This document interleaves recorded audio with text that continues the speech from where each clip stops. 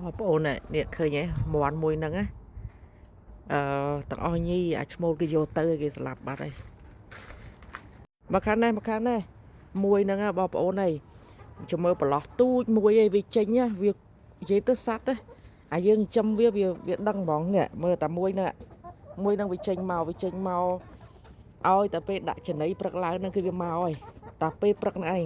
ខុសពេលព្រឹកវាអត់មកទេហើយមើលប្រឡោះទូចមួយវាឲ្យវាចេញហ្នឹងខ្ញុំឲ្យថ្ងៃនេះឲ្យចេញមកក្រៅដើរលេងតិចចុះមកទឹកហើយអាឈ្មោលទិញញីទាំងអស់ហ្នឹងអូnóសប្បាយហ៎ទិញញីទាំងអស់តែវាម្ដងមិនវាមានឈ្មោលមកមួយហើយឈ្មោលហ្នឹងវាមិនដែរចេះយំទេដល់ពេលវាឡើងវាកន្លោះវាអញ្ចឹងតែមួយថ្ងៃអាទិត្យហ្នឹងវាចេះគិចគូកដូចមាន់រោពងមិនហើយខ្ញុំស្មានតែមាន់ហ្នឹងវាចង់ពងតែវាមិនពងអីវាអូnóសប្បាយហ៎ដល់ពេលវាចង់ឡើងទៅជាពងហ៎ហើយមើលនេះបងប្អូនមើលណារងថ្ងៃមាន់ខ្ញុំចេះណាមួយសហ្នឹងកន្លែងចេញប្រឡោះទូ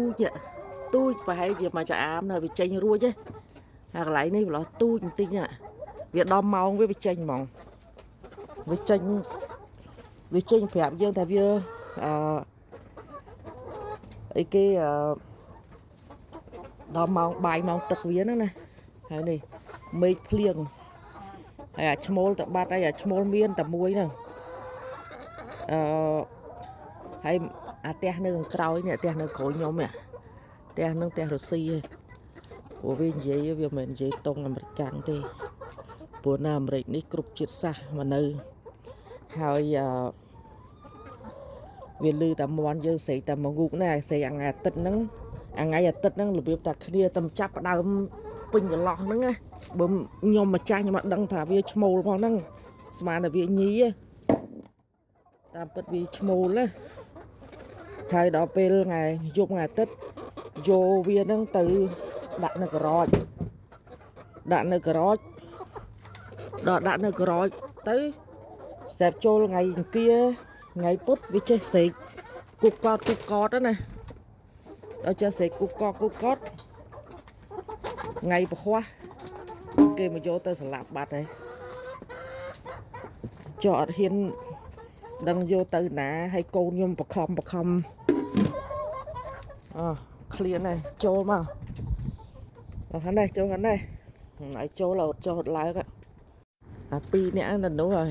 ល្ងចូលកើតទេនៅដើរនៅក្រៅហ្នឹងហើយមកភ្លៀ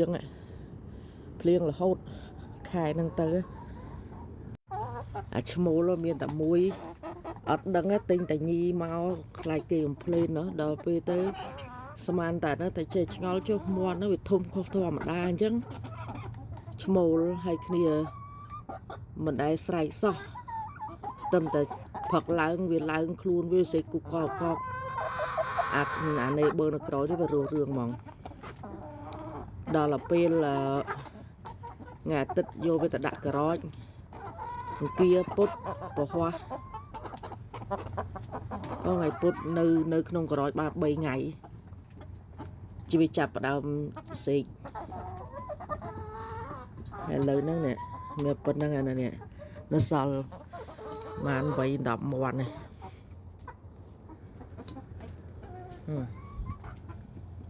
មួយណែចេះជាងគេណអត់ដែរណែមួយនេះចេះជាងគេនេះមួយនេះចេះជាងគេណែជើងកងែងកងងនេះចេះហ្នឹងណានេះកន្លែងខែតាជាអត់មានបានយកទៅលេងទៅអីទេបានណាសេកខ្លាំងពេកចាគេកំភ្លេនទៀតណាឯងយកឲ្យទៅឲ្យគេអស់ឥឡូវហើយ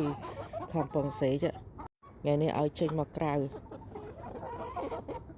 មើលមួយហ្នឹងទៅមកតាមទៅអីនៅសេកងងត់ហ្នឹងគេដាក់មកកញ្ញល់លើហើយសេកចុះសេកឡើងហ្នឹងអាផ្ទះនៅក្រោយហ្នឹងវារស់រឿងទៀត